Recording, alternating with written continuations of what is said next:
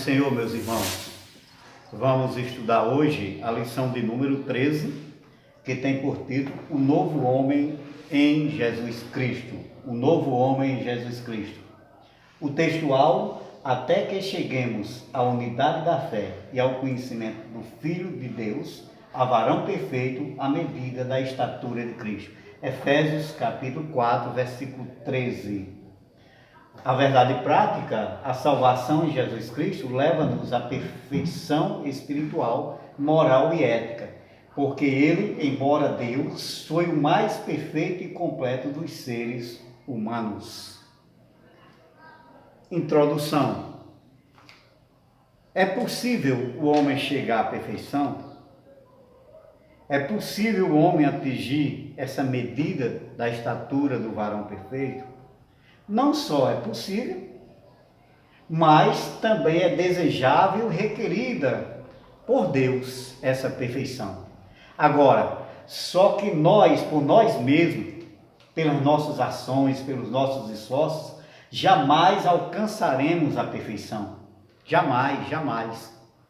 Por mais que você tenha feito de melhor, por mais que você tenha feito de caridade, de bondade, por mais que você tenha feito à humanidade, pelo seu próprio esforço, pelos nossos próprios esforços, jamais alcançaremos a perfeição. A perfeição só alcançaremos através de Jesus Cristo. Vamos agora ao primeiro tópico da lição, o nascimento do novo homem. Na leitura bíblica em classe, em João capítulo 3, versículos de 1 a 16, é exatamente aquele encontro de Jesus com Nicodemos, onde Jesus categoricamente afirma para Nicodemos: é necessário nascer de novo. E Nicodemos não entendeu. Ele até fez a indagação: como nascer de novo? Posso eu voltar ao ventre de minha mãe? Foi quando Jesus disse: não, tem que nascer da água e do Espírito. E Nicodemos era um erudito, né, um homem da lei lá em Israel. Então, o nosso primeiro subtópico: nascido não do sangue nem da carne. Em João capítulo 1, versículo 12, versículo 13: mas a todos o quanto receberam, deu-lhes o poder de serem feitos filhos de Deus, aos que creem no seu nome, os quais não necessitam do sangue, nem da vontade da carne, nem da vontade do varão, mas de Deus. Então, o nascido do sangue é nascimento de Deus, nascido não do sangue, nem da carne, mas sim da vontade de Deus. Não é da vontade do homem, não é por méritos humanos, não. É exatamente o novo nascimento provindo de Deus, né? E aqui em João capítulo 1, no versículo 12, no início: mas a todos quanto receberam, deu-lhes o poder de serem feitos filhos de Deus, ao que creem no seu nome. Então é necessário crer no nome de Jesus Cristo, crer no plano da salvação, aceitá-lo como único e suficiente Salvador. Então não nasce nem da carne nem do sangue, mas segundo a vontade de Deus. Romanos capítulo 8, versículo 16: o mesmo Espírito testifica com o nosso espírito que somos filhos de Deus. Então é o Espírito Santo testificando com o nosso espírito que nós somos filhos de Deus. Então, o novo nascimento surge algo bem diferenciado. O homem, quando não é nascido de novo, ele não tem o Espírito Santo. É como se o Espírito Santo estivesse, o seu espírito estivesse estagnado ou morto dentro de si. Então, quando o homem aceita Jesus, é nascido da água e do Espírito, então o espírito humano revivifica. Então ele tem o seu espírito vivificado através da vontade de Deus e torna-se uma nova criatura. O segundo subtópico, nascido de Deus. Em 2 Coríntios, capítulo 5, versículo 17, mostra que esse novo nascimento é descrito pelo evangelista e lá em João como nascer de novo, um nascer de Deus. E o que é nascer de Deus? É tornar-se uma nova criatura em Cristo. É o auge da bem-aventurança humana. Então, 2 Coríntios capítulo 5, versículo 17, está escrito: assim que se alguém está em Cristo, nova criatura é. As coisas velhas se passaram, eis que tudo se fez novo. Então, a pessoa que aceita Jesus, que experimenta o novo nascimento, que é nascido de Deus, torna-se nova criatura. As coisas velhas, as práticas antigas são esquecidas, são perdoadas, os pecados são perdoados, e agora ele deixa de praticar as coisas velhas, as práticas antigas. Em Gálatas, capítulo 6, Gálatas 6 e 15, diz o seguinte: porque em Cristo Jesus nem a circuncisão nem a incircuncisão tem virtude alguma, mas sim o ser uma nova criatura. O que é isso? O que é isso? Jesus, ele falou, aliás, Paulo, ele falou isso para os judeus, porque os judeus ainda estavam naquela, mesmo aceitando Jesus, mesmo experimentando um novo nascimento, eles ainda estavam arraigados à lei. E Paulo fez exatamente esse argumento, que nem a circuncisão, nem a incircuncisão valia nada, não tinha virtude nenhuma, mas sim o ser uma nova criatura. Então, com isto, Paulo afirmou que não precisa mais as práticas antigas, as coisas velhas se passaram. Então, tudo se fez novo, tudo se fez novo. Então, veja o seguinte, não é necessário mais circuncisão, mas ele diz também nem a incircuncisão, as coisas dos gentios também, nada tem valor, e sim ser uma nova criatura. Então, tem que ser uma nova criatura em Deus. O terceiro subtópico, nascido da água. Nascido da água é exatamente o ápice da salvação. Quando o crente se batiza, ou como está escrito, o batismo nas águas, o batismo de João Batista, ele não tem valor algum se a pessoa não nascer de novo, né? Pode até participar, se batizar, mas se não nasceu da água e do Espírito, não, o batismo não vai ter valor algum. O batismo é exatamente uma manifestação pública que a pessoa nasceu de novo e que está enterrando os pecados. Então, em Marcos 16 e 16 está escrito: quem crê e for batizado será salvo, quem não crê será condenado. Então, tem que nascer da água e do Espírito, e em Romanos capítulo 1, versículo de 1 a 12, isso aí é quando Paulo, quando ele afirma lá aos romanos, ele se apresenta, se apresenta aos romanos lá na epígrafe de sua carta, ele fala que pela carne ele é da descendência de Davi, mas pelo Espírito ele é descendente diretamente de Deus, herdade de Jesus. Então ele afirma que experimentou o novo nascimento, que foi nascido do Espírito, da água e do Espírito.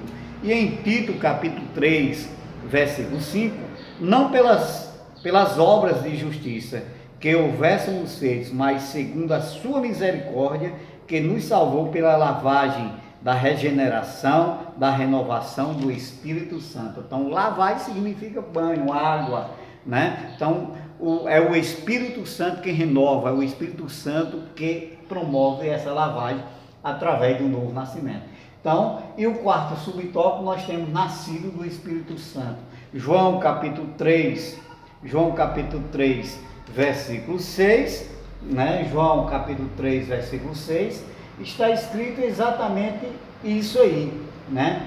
6 e 8, João 3, 6 e 8, que é necessário nascer de novo, né? Que é o nascimento da água e do Espírito, quando ele indagou, quando Nicodemos foi indagado, né? E Jesus foi indagado por Nicodemos.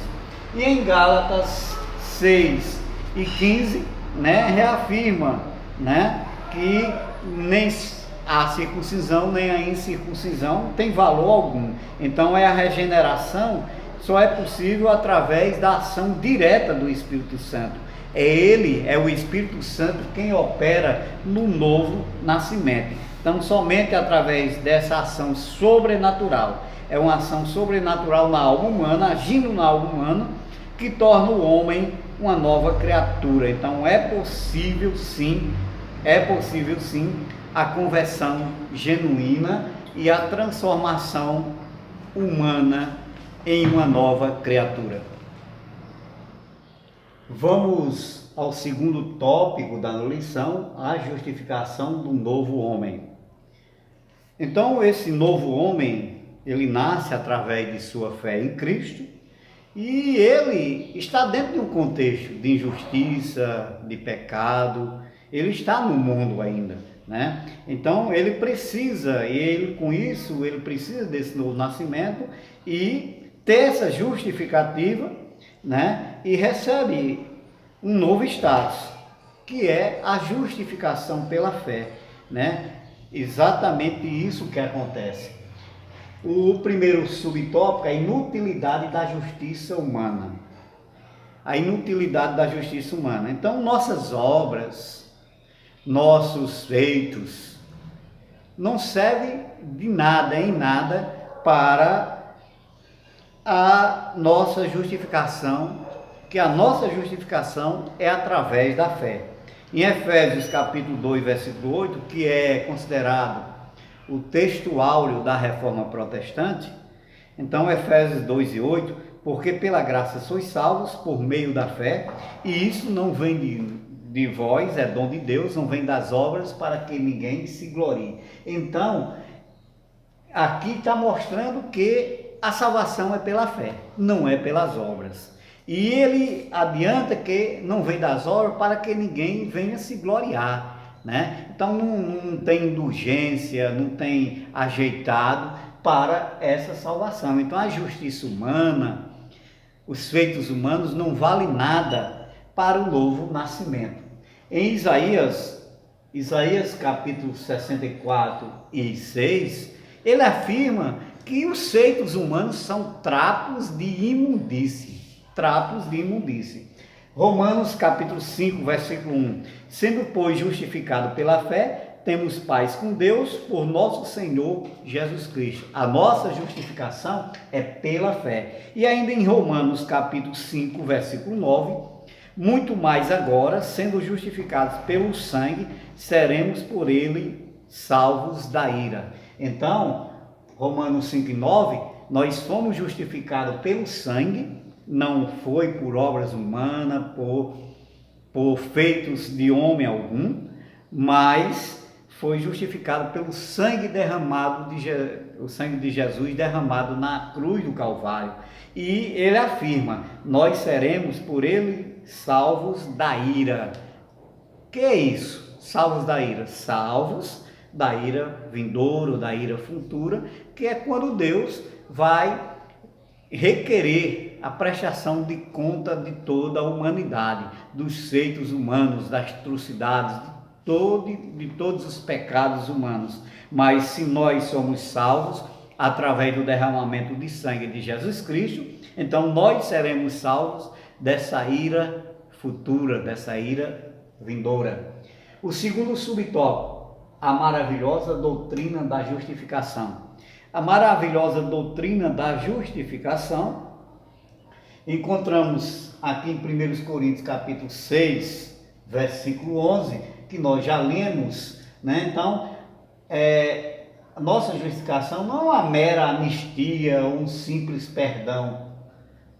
Não. O que é anistia? Anistia é um perdão, né? Esse termo foi bastante utilizado durante o período do regime militar aqui no Brasil, né? Quando se requeria uma anistia ampla, geral e restrita para todos aqueles que foram condenados pelo regime, né? Então eles queriam o que é isso? Anistia ampla, geral e restrita. Queria que todos fossem anistiados, ou seja, que fossem apagadas as suas dívidas, fosse apagado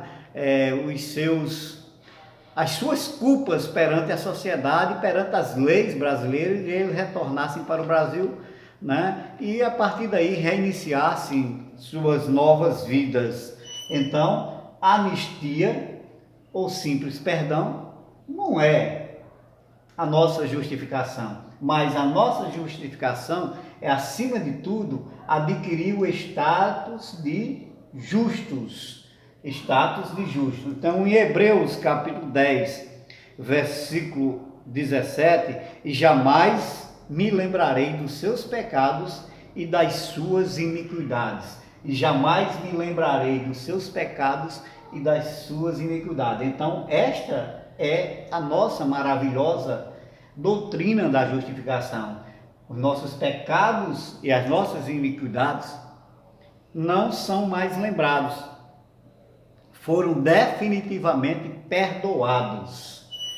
O terceiro subtópico, o novo homem é justo. O novo homem é justo. Então, o novo homem, ele é justo porque é justificado, né?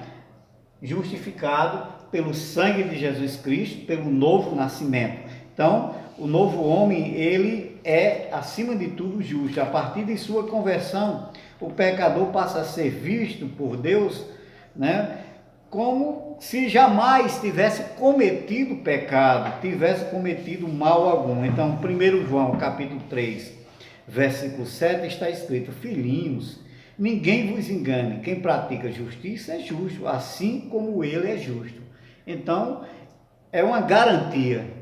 É essa garantia da nossa justificação, mostrando que o novo homem, ele é justo e justificado. Em Lucas capítulo 23, versículos 42 e 43, né? É a prova definitiva dessa justificação, quando o ladrão, lá na crucificação, quando o ladrão pediu para Jesus: quando entrares no teu reino, lembre-se de mim. Aí Jesus falou para o ladrão: hoje mesmo estarás comigo no paraíso. Então, é a justificação do novo homem. Ele não precisou nada, só aceitar Jesus, só aceitou a Jesus. Novo tempo de regeneração, novo tempo do Espírito Santo trabalhar por ele, né? Ele morreu ali na cruz, mas morreu justificado por uma palavra e uma garantia de Jesus Cristo. Vamos agora ao terceiro tópico, a santificação do novo homem. Ao contrário da regeneração, ao contrário do novo nascimento, que é um ato instantâneo, como aconteceu com o ladrão lá na cruz, é instantâneo. Mas a santificação é um processo e demanda toda a vida, né? Toda a nossa vida, para alcançarmos essa estatura de varão perfeito. Então, a partir do momento quando aceitamos a Jesus, somos justificados, somos regenerados, nós não estamos prontos e acabados. Nós estamos passando por um processo de santificação. O primeiro subtópico é a santificação como posicionamento. Então, no instante da nossa conversão, o pecador arrependido, ele passa a ser visto não apenas como justo, mas também como um santo por Deus e pela igreja. Mas é necessário que aconteça um posicionamento para o trabalhar do Espírito Santo na sua vida, rumo à santificação. Então, posicionalmente é santo né? E esteja indo em processo, ele tem que ter, o pecador, ele tem que ter em mente, ele tem que reconhecer que é pecador e que precisa se santificar. Em Lucas capítulo 23, versículo 42, né? Quando é aquela passagem, repetindo aquela passagem do ladrão lá na cruz, né? Lembra-te de mim quando entrares no teu reino. Jesus afirmou: hoje mesmo estarás comigo no paraíso, né? Então, ali ocorreu exatamente a regeneração, né? Que foi instantânea, mas não deu tempo de acontecer a santificação. Mas nem por isso ele foi para o paraíso, né? Ele não deixou de ir para o paraíso, porque não houve tempo de ocorrer essa santificação, né? Mas nós que continuamos na jornada, precisamos nos santificar. Em 1 Coríntios, capítulo 1, versículo 2, a igreja de Deus que está em Corinto, aos santificados em Cristo Jesus, chamados santos. Santificados em Cristo Jesus, chamados santos, e ele escreveu essa carta exatamente para mostrar à igreja de Coríntios que seria necessário o trabalhar do Espírito Santo na vida dele, e Paulo teve essa preocupação de escrever essas duas cartas aos coríntios, aos crentes lá em Corinto, exatamente a fim de que esses crentes, esses cristãos, se santificassem, passassem pelo processo. Então houve a acontecer muitos ensinamentos de Paulo. Em Êxodo, então nós temos aqui em 1 Pedro, primeira epístola de Pedro, capítulo 2, versículo 9, mas vós sois a geração eleita, o sacerdócio real, a nação santa, o povo adquirido, para que anuncieis as virtudes daquele que vos chamou das trevas para a maravilhosa luz. Então nós anunciamos as virtudes de Deus, né? As virtudes daquele que nos chamou das trevas, nos tirou do mundo de pecado, nos tirou do pecado, nos tirou da imundície e nos trouxe para a luz. Então é necessário essa justificação. Lá em Êxodo capítulo 19, versículo 5, né? Deus afirmando para o seu povo, dizendo que o povo de Deus é propriedade peculiar dele. E nós herdamos esse título também. Nós também somos propriedade peculiar de Deus. E se somos propriedade peculiar de Deus, precisamos nos santificar. Segundo subtópico, a santificação como um processo. É um processo. Não estamos prontos e acabados. Precisamos passar por um processo. Então, o novo homem em Cristo, ainda que seja santificado ou justificado pelo sangue de Jesus, realmente ele tem que se submeter a um processo, né? A um longo e disciplinado processo de santificação, né? Até que venha atingir a estatura do varão perfeito. Em Provérbios capítulo 4, versículo 18, está assim escrito: mas a vereda dos justos é como a luz da aurora, que vai brilhando mais e mais até ser dia perfeito. Então, dá a entender aqui que é algo gradativo, vai brilhando mais e mais, passo a passo, né? Lembrando daquele clássico hino americano, step by step, ou seja, passo a passo, né? Então, a nossa santificação é passo a passo, né? Passo a passo, é gradativa, né? É gradativa. Então nós precisamos entender isto, né? Até atingirmos Efésios 4 e 13, é exatamente o versículo lá do texto áureo, né? Para atingirmos a estatura, né, de varão perfeito. Em Gálatas capítulo 17, Gálatas 17, anda em minha presença e ser perfeito. Anda em minha presença e ser perfeito. Então precisamos andar na presença de Deus e ser perfeito. Aliás, Gênesis capítulo 17, né? Gênesis capítulo 17. né? Anda na minha presença e ser perfeito.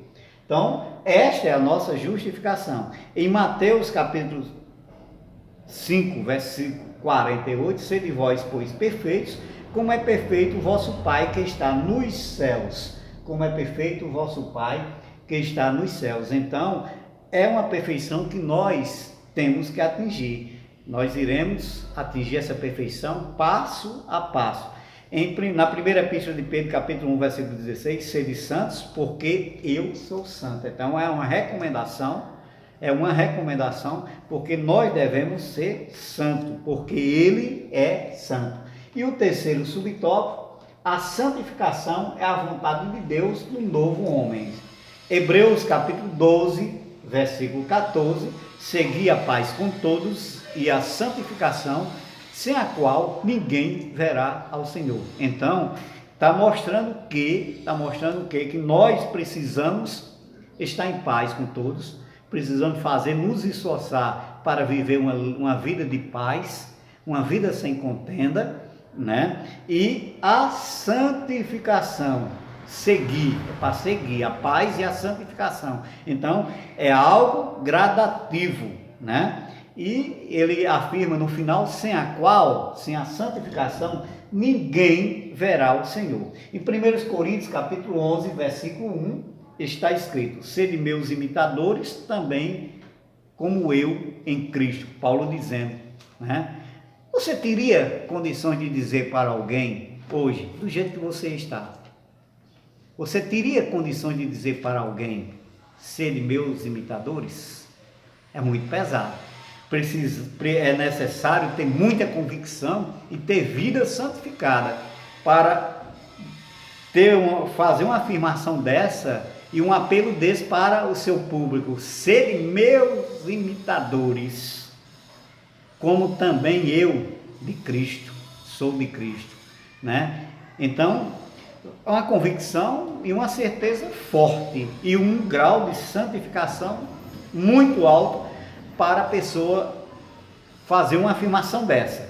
Em 1 Tessalonicenses capítulo 4, versículo 3, porque esta é a vontade de Deus, a vossa santificação. Esta é a vontade de Deus, a vossa santificação. E para terminarmos, Apocalipse capítulo 21, versículo 8.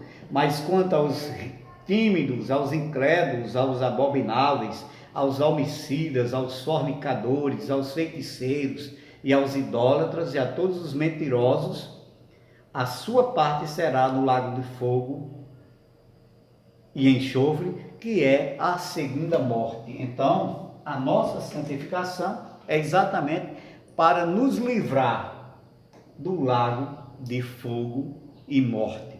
Então, meus queridos irmãos, vamos agora à conclusão desta lição. Quando recebemos Jesus como nosso Salvador, o fazemos Senhor de nossa vida. É necessário fazer Jesus Senhor de nossa vida. Quando fazemos Senhor da nossa vida, então nós estamos permitindo que o Espírito Santo venha trabalhar na nossa vida para a nossa santificação e atingirmos a estatura do varão perfeito. Já estou crucificado com Cristo e não mais vivo eu, mas Cristo vive em mim.